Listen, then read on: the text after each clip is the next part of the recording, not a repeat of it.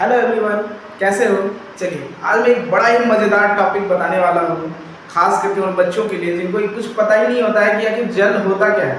तो आज का टॉपिक मैं लेके आया हूँ जो आज तक आपने कभी नहीं पढ़ा होगा, और मैं इतनी बेहतरीन तरीके से बताने की कोशिश करूँगा ताकि आपको समझ में आ जाए और सबसे हट के बताऊँगा, है ना। तो चलिए आपका टाइम ना लेते हुए स्टार्ट करते हैं हम लोग जल के बारे में कि जल होता क्या है ना। सबसे पहली बात है कि जल क्या है। तो जल, बहुत सारे बच्चे बोलते हैं कि जल क्या है, जल तो पता ही नहीं है ना। तो जनरली 6-7 क्लास के बच्चे यहाँ तक नहीं जानते कि जल होता क्या है, जल बना कैसे है ना।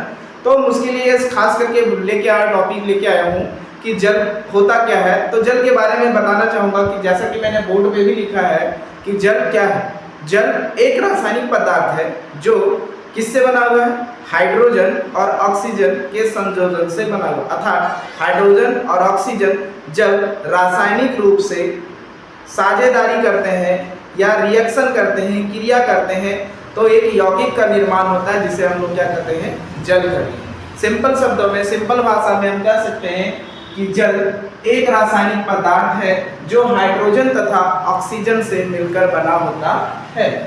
जल, अब इसका सूत्र क्या होगा, क्वेश्चन आता है कि जल का सूत्र क्या होगा। तो जल का सूत्र क्या है, H2O, अर्थात यहाँ पे हाइड्रोजन होगा और O का मतलब ऑक्सीजन।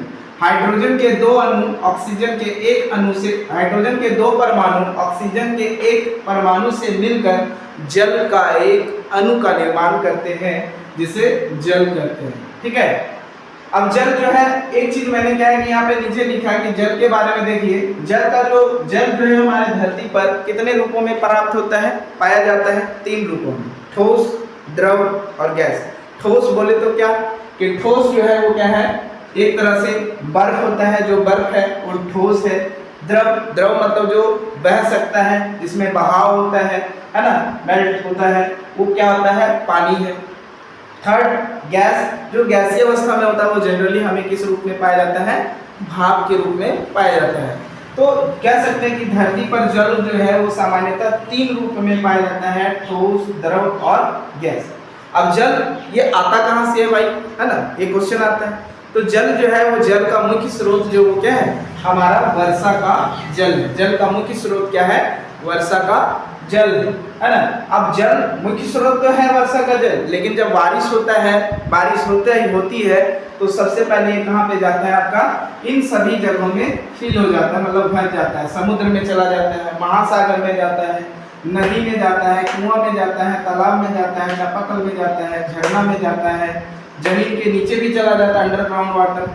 वर्षा, ये तो हो गया, वर्षा से प्राप्त होता है। तो हम कह सकते हैं कि जल कहाँ कहाँ से हमें मिलता है। तो जल कहाँ कहाँ से मिलता है, ये जल जो है वो हमारा समुद्र में, महासागर में, नदी में, कुआं में, तालाब में, चापाकल में, झरना में, जमीन के नीचे से, अंडरग्राउंड वाटर, है ना।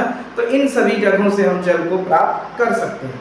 तो आज था इतना ही तक। आज का टॉपिक जो था वो जल मुख्यतः होता क्या है, जल हमें कहाँ से मिलता है, जल किन चीज़ों से मिलकर बना हुआ है।